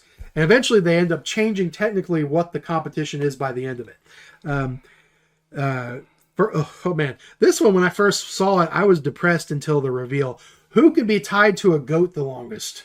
Yes, this episode sounds incredibly stupid in its premise, but oh my god, is it comedy gold. Yes. The amount of manipulation and cheating in this episode, and just pure chaos that is sown. Of 2 men tied to a goat in one house. Just you don't imagine the chaos that is possible if you've not seen this episode, ladies and gentlemen. This is high up on the recommend list. Yes, very good display of Kenny's cleverness too. Yes, Kenny definitely showing genius level IQ in this episode. Yes, very much so. This one, I consider it like a sequel to the Who Has the Biggest Balls, because it's technically kind of in the same vein. Who can handle the most torture? Except it leans a lot more into the pain aspect of things. Yes. And this is one of my favorites just because of Kenny's mentality in this episode.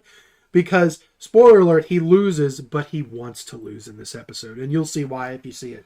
Yes, definitely. Kenny comes into this episode with a unique mentality, and he does explain it very well. Yes. And once he explains it and you see the competitions unfold, you'll understand. You understand, and it's still very entertaining. Yes, especially Fet Night. If you're still out there and you see this, shout out to Fet Night. Yes, you sick fuck. Yes, you sick bastard.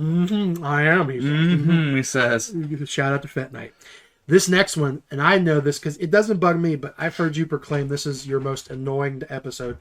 The first guy to stop singing. Yes. I mean, anyone who gets annoyed by just horrible, annoying singing, this is definitely... By people who can't sing? This is definitely an episode that may grind some gears. Yes. It's still entertaining just to see Kenny and what he does to Spenny. Yes. And Spenny take this incredibly seriously, like he's going to do it for a career after the show. Very much so. But be prepared. You will be annoyed if you don't like singing. One personal for me. Who can be obese the longest? a very classic concept that's been done by Jackass and other shows, but they take this to the extreme. Yes. They definitely put on the obese suits and they get the makeup to where they appear and move as obese people. And Spenny, it takes this as an opportunity to make a social point about being obese. Yes, very much. As he always tries to take some sort of moral high road. And it leads to one of Kenny's classic twists. The way this episode ends is great and genius. Love it. Check it out yourself. It's really awesome. It's a good one. And then we've talked about committing crimes. Well, this whole episode is about crimes. Who can commit the most crime?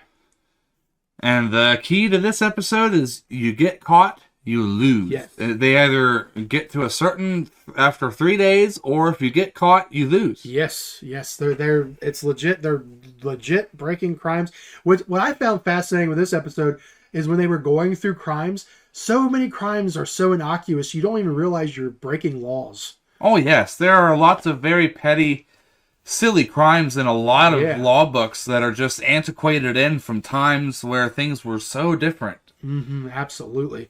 So, but yeah, here's a bit of a tidbit, and the show may have been where I got this from. In Texas, it's illegal to walk in front of a horse with an ice cream. I've heard of that. I don't think it was in this episode, but I've heard of that. There's a lot of crazy fucked up. You can't lead a horse with an ice cream cone. Yes. Yep. You ever get a chance, look up weird U.S. laws if you're in the U.S. There's some lot of very interesting ones. There's some British ones too, for that matter. Yes, and the thing about these laws is, sorry, my grammar, they wouldn't be implemented if there wasn't something to provocate said law, which makes me think, I don't know, like don't fondle a lion. Who fondled a lion to make a law come into pass? There were enough people in the world fondling lions that we needed to socially go, yeah, guys, can't do that. Yeah. That's a bad idea. Oh, my gosh. All right. So we have season 5. Who can keep a dump in their pants the longest? Definitely sounds gross. It is gross. It is a bit gross. But this is an entertaining episode, to say the least, especially if, again, you're into the kind of fart humor. Yes. Kind of poo-poo humor. Especially the absurdity of 2 grown men wearing adult diapers keeping a poop in their pants. Yes, and the hijinks that ensue. I remember seeing this advertised on Comedy Central and thought, oh my god, I'm going to be the only person that watches this. Yes. This episode could not happen today. Who can bone more women? No. Since the Me Too movement and, a few other things, I don't think this could happen, at least smoothly as it did. If you were not a fan of manipulation and the objectification of women... Or dating reality shows. Yes. I mean, this is basically kind of their imitation of that. Yes. Except they apply a bit of truth to it, which these shows really don't. Yes. So, I mean, I guess applause for them for that. And the ending of that, holy crap. The ending of this episode Takes a fucking left turn. Turn to Albuquerque. I won't spoil it. It's definitely one of the best turns in the series. You have to hunt this episode down because you're not going to see this one on YouTube. But yes, definitely a sharp turn to Albuquerque. Here's another absurd one. Who can wear a gorilla suit the longest? Incredibly dumb premise, and you can definitely tell they hit a point where they realize this too, but they do manage to make chicken salad out of chicken shit in this episode, and it's actually kind of entertaining. Yes, I go definitely give this one a watch. I go back to it every once in a while. It's definitely worth watch. Who can piss off more people? This is a gold episode. This is very much in the vein of Jackass to a degree. Yes. Johnny Knoxville dressing as the old man. Just kind of a different flavor on this one. Yes. Kenny versus Spenny sauce on it. That's Absolutely. a little bit. Good. It's hilarious. Even Spenny, especially Spenny, trying very hard in this episode. Yes. And normally he has a moral high ground, and now he's doing crime. So this definitely puts him in a unique spot. And it definitely shows that he can definitely be an asshole, a dickhead. He's just you realize that he doesn't take much for him to be a dick to people. He has it in him, even though he tries to be a goody two shoe Boy Scout most of the time. But yeah, check. The man was applying acting techniques, ladies and gentlemen. That's for sure. He you can see it in the show for sure. The next one is first to touch the ground loses. Simple premise, but it becomes a lot more complicated than one thinks. Yes, because the question of what counts and constitutes as the ground. Yes. Very much a show of technicalities and redoing the rules. For sure. Good episode. We already covered who's the better pro wrestler. This one's good. Who is the better soldier? This was actually... It sounds a little boring, but no, they are actually ran through, I'm assuming, Canadian military simulation. It's the Canadian National Guard, I believe. But it's pretty much the same premise. They're basically given a 2-day boot camp? It's the journey of this episode that I like. Because it's a flip-flop. There's an interesting dichotomy of how they approach this. Well, Kenny approaches this competition. Kenny always has a unique approach to these things, and his approach is very genius. Yes, and it's a good episode. Like he said, doesn't sound right on paper, but it's worth a watch. It's one of my favorites. This one, this one might be a little contentious nowadays. Who can be a better Jew? Now, these two men are Jewish. And in race, they both are at least half or full of Jewish descent. Kenny is actually... his family is from Israel. He speaks fluent Hebrew, so it's not like Spencer doesn't quite practice the faith as much, but he was born Jewish. Yes, so it's not like two yahoos off the streets just trying to make fun of the Jewish people. There's actually ethnical backgrounds with these two that justifies this episode, and it's an okay episode. It's not. It actually is. Kenny definitely brings to light some of the comedic aspects of his culture, his natural born culture and faith. And you get a little bit of a deep dive into some aspects of Judaism if you're ever interested. And you get to see Spenny, who is a self-admitted atheist, try to embrace faith. Yes. And you learn a thing or two with that one. Who do disabled people like more? Very much in the vein of who do old people like more, but instead of older people, it's people with physical challenges. There's a legally blind guy, a deaf lady, and a guy with he's got like an arm disorder where his arms are very T-Rexy. And I remember Kenny definitely makes some jokes about the third guy. Yeah, which this episode, the twist on this episode is pretty genius too. You remember how that episode turned out? It's been so long, ladies and gentlemen, I do not remember the twist on these, but that's the beauty of watching Kenny versus Spenny. You may have seen the episode before, but if you give it enough time, you have forgotten the twist or the hook, and it makes it worth watching a second, a third, a fourth time. So I'll spoil this episode because I love it. So because these people are very impaired, one's blind, one's deaf, Spenny, of course, is going to be the goody two-shoe, take these people out on an excursion. Kenny, for whatever reason, figures out that they don't really know who they are. So he is a douchebag to these people, but it's under the guise that he himself is Spenny. Like he has posters that have their faces with their names switched. So he's going to be a dick to them. So that way at the end, they vote for Kenny, who they think is Spenny. So Kenny would get the dub. The man is a master of manipulation, ladies and gentlemen. But the best part is the blind guy and the deaf woman, they don't know, but the guy with the arms, he's actually a fan of the show. So he's like, yeah, I knew what Kenny was doing the whole time, so that's why I voted for him. And then Spenny actually tries to argue the result of the show based on contaminated results. Yes, he actually does that quite a bit. Or he finds out about things on in the show afterwards and has quite an interesting reaction. Yes. And the last episode of this season, one that I know that you can relate to, and a lot of people can relate to nowadays, it's actually a very interesting episode. Who can smoke more weed? This was very much during the marijuana exclusively being legal in Canada phase of the 2000s. Even then, it was a bit taboo. There actually was a police scare at one point in the episode. Yes, there is. That's pretty much the climax of the episode. Is they think the police are there to arrest them. And there's not a lot of frill to this episode, but it doesn't need to be because it is what it is. It's who can smoke the most weed. Two dudes smoking weed under the guise, which I thought was brilliant. The network let them do it as long as they did PSAs. On public service announcements on weed, on drugs being bad. So this episode does not end in the way you think it does. I won't spoil that. But the humiliation in that one's pretty funny. The whole episode is entertaining, if nothing else. Especially if you love stoner movies, stoner comedy. Mm-hmm. Yes. That one is great. Or just if you're definitely a big... what's the word I'm looking for? A big user of the marijuana, you'll probably find this show hilarious. The show and especially that episode. Yes. So now we move on to the 6th and final season. This is where we kind of ramp it up huge. Because the first episode is Who Can 69 the Longest? And this episode is one of the most awkward episodes in the entire series, ladies and gentlemen. It is two men in nothing but athletic supports strapped to each other in the 69 position. And what's great is it ultimately turns into Kenny and Spenny versus their crew.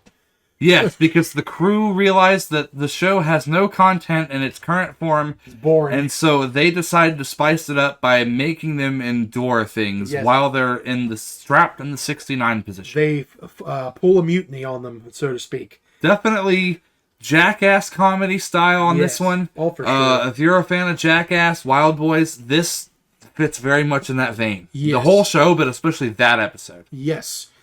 The next one is Who Can Squeeze More Boobs? Pretty self-explanatory on that one. I don't even think there's a cheating attempt on this one. No, technically not, because this is one of Kenny's loopholes. He doesn't cheat, but it's just how it is. Be prepared. You're going to see tits in this episode. They do not shy away from that. Spenny takes it very seriously. I know one part he's like, I'm going to pretend to give breast exams. Yes, he literally sets up a stand on the street and tries to do street mammograms. Yes, or street breast exam. Sorry. And meanwhile, Kenny is in a chicken factory, and he literally sees. He's handling breasts. Yes, hundreds of breasts. Which that's the technicality, ladies and gentlemen. They agreed upon handling female breasts. Which, if you know anything about how chicken is made, we pretty much exclusively eat hen breasts when we eat chicken breasts. Yes, so there's the manipulation, there's the loophole. Pretty genius. But yeah, check that one out. Kenny Hotz, genius. So this one's an interesting one. Who can keep their head in a chicken coop the longest? This one is one of the left field episodes for sure. But it actually has some entertaining content to it, as they both have to endure. Even though Spenny does try his best to circumnavigate rules and try to make it a little easier on himself, they both end up having to endure in this competition. Although Kenny does elevate his situation a little bit to where it's not as bad, but they still have to endure the premise of having a chicken on their head in a coop. Yeah, so, just the chicken and the entire cage. Yes. And the episode actually ends very differently. You start the episode, you will not expect how the episode ends. Not at all. God. Here's one. Hug your mothers for this one, folks. Who can get further with the other guy's mom?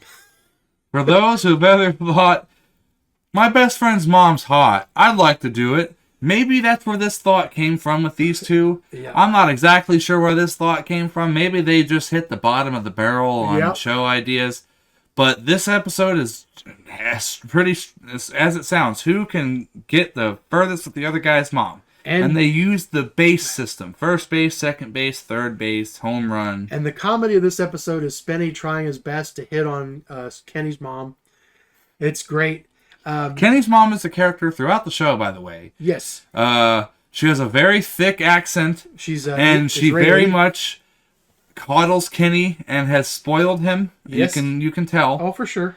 And Spenny's mom's a sort of recurring character in the fact that Kenny always brings her up and makes fun of her. Oh, and this is complete character. She's never seen on camera. Well, without being censored. Yes, you don't see her full face.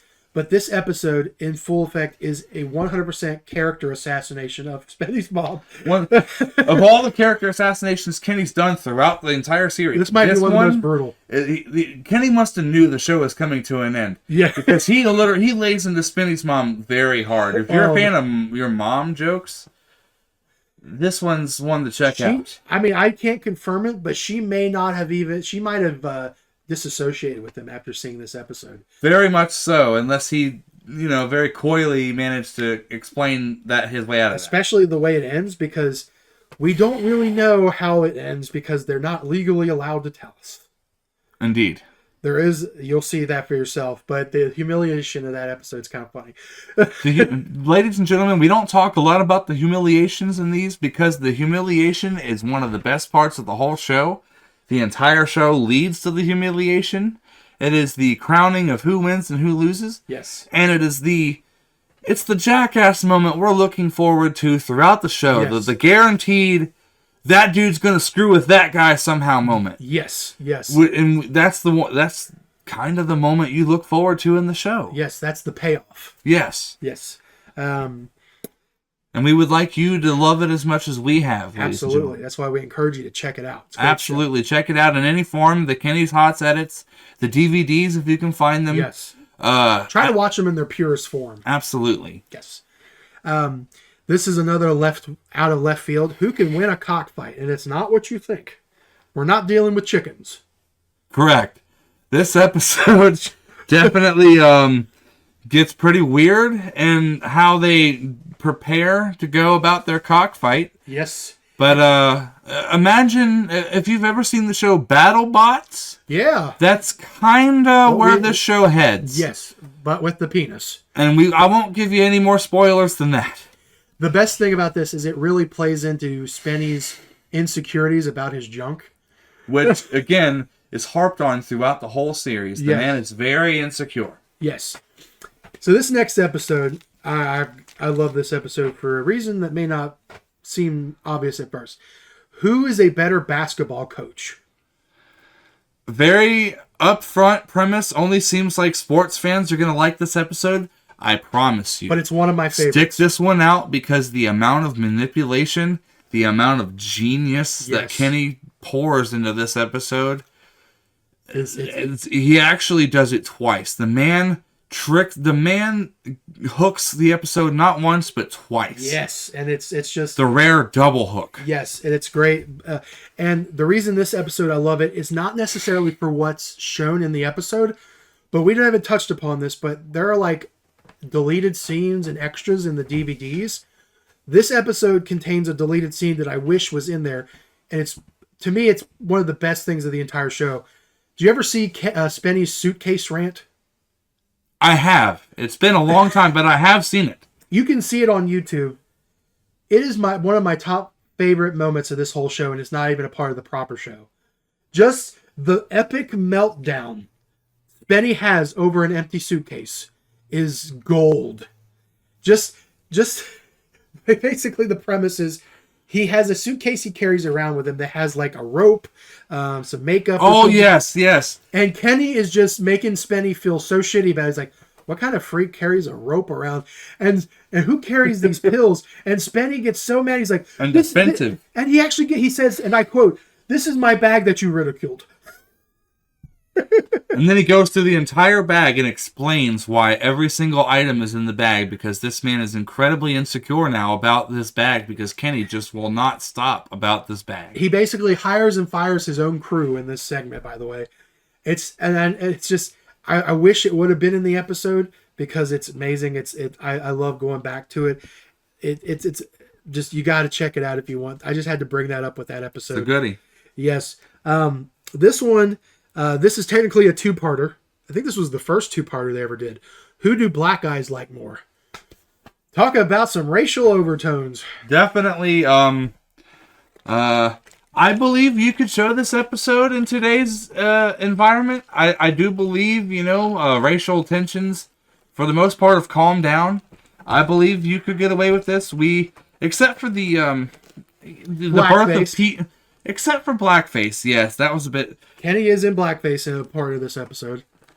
But it's more of a social experiment. The way he tries to... Because this is another example of just how he manipulates Spenny. Because what his plan in this whole episode is genius. And we won't spoil it for you. But without spoiling, it's Kenny knowing Spenny better than Spenny knows himself. Absolutely. And knowing what Spenny's going to do. And when you find out how he wins, when you watch it again, rewatch it, it makes it even better. And it's there's definitely some racial discussions. You'll see. I think it could be. You could see it today because there's some definitely interesting commentary. You maybe show a warning about some insensitivities that aren't to be taken seriously at the beginning. Yes. But other than that, you could show this episode. I think so. Let's see. This episode is probably the strangest. Who can? This is in my top 3 episodes of all time for the series because this is the zaniest, most hard to follow episode, but it is because of the nature of the episode. It's incredibly chaotic. It is a competition without a competition. Because Kenny doesn't like the competition. This episode is purely Kenny does not like the competition, so he's doing everything in his power to avoid being in that competition. And in the episode, the competition morphs into so many different variations in this episode that you lose. They have to chop off the end of it and just make it who can, because there's so many times they change it. Yes. Oh, it's so great. And the competition does come to an actual end, however. Yes, there is a legitimate end, and it's great. You have to watch it. It's a hell of a ride. I love it. One of my favorites. Definitely deserves to be top 3. Another one of those could be considered a crime incident. Yeah, I agree. Yeah, there's a point in that for sure. Who can produce the best commercial? This is actually low-key one of the better episodes in the series. Yes. It doesn't sound that entertaining at all, but especially, they're especially Kenny's ad. They're both given a set budget to make a pizza commercial. Yes. And they both take very different approaches. Spencer does the traditional way, and Kenny does a more unorthodox approach. Very unorthodox. Yes. He tries to go the viral route, whereas Throwing Spenny shit at the wall to see what sticks. tries to take a much more traditional family-based advertising approach. And turn it up on its head. So definitely check that one out. That one's a pretty good one. This one is an interesting one. Who can put on the best play? Yes. Kind of an extension of who could be a better actor, in my opinion. Yes. Mm-hmm. They did them very far apart, but it really could be an extension of that episode. Oh, I agree. It is great. It's funny, and Kenny yet again is able to kind of psych Spenny out. Yes. And you really get to see, because obviously they're creating a play, you really get to see Spenny being kind of a prima donna, kind of with how he wants to do this plays. He's writing like these really... He thinks he's a legit playwright. Yeah. This is him being very serious about a possible career he would like to do after the show. And so he takes it so seriously. Yes. He thinks someone's going to actually hire him based off of anything in this show. And when he gets humbled by an actual playwright, it's actually pretty funny. One of the better scenes in that episode. At the end, he absolutely gets obliterated. Yeah. And then the last episode of the season and the show proper, who can stay on an island the longest? Definitely one of two episodes, I don't know if you know this, one of two episodes that take place not in Toronto. Yeah. Yep. This takes place in Cuba. Cuba, of all places, because Canada has better relations than them than the U.S. does. Yep. So this is a field trip episode. Takes place in Cuba, and the name of the competition speaks for itself. It doesn't go as smoothly as you think. Not at all. There is a bit of chicanery. Twist is pretty funny in that episode, but I liked it. It was pretty good. It was definitely an interesting episode. Kenny did his best. There's if you want to see a wicked sunburn, definitely watch that episode. You're going to see it. Yes. And this was the last episode of the show. I only saw it once, but they did make a Christmas special not too long after that, did they? There was like a Christmas special like a year or two later. I believe there was, yes. So it was really just like a series recap. And then it was like who could hang in the Christmas tree the longest. Yes, they did like a mini competition. Yes. So but it's not. It's not part of the show proper, but it was worth mentioning. But yeah, that was. We could have spent all night talking about all these episodes, but like we said, this is one of my favorite shows of all time. Probably one of your favorite shows of all time. Oh, absolutely. Top 2, top 3 at least. It sounds like what I love about it is it seems like all these premises are so stupid and childish, but there is a psychological underlayer to that it. Is just brilliant. You watch it.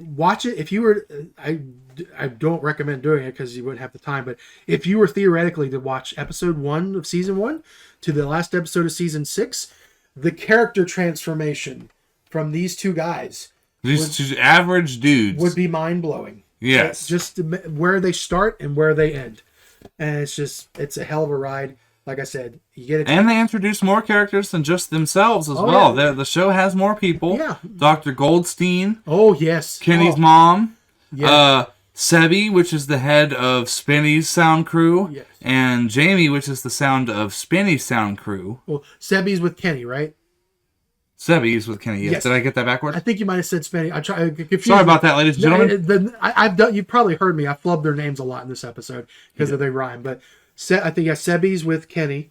And Jamie's with Spenny. Yes. They have their own separate camera crews. Camera and sound crews. Which they become characters in themselves throughout some of the later episodes. Yes, they do. Mm-hmm. Yeah. There's a lot of great characters. We mentioned Yarp Yarp.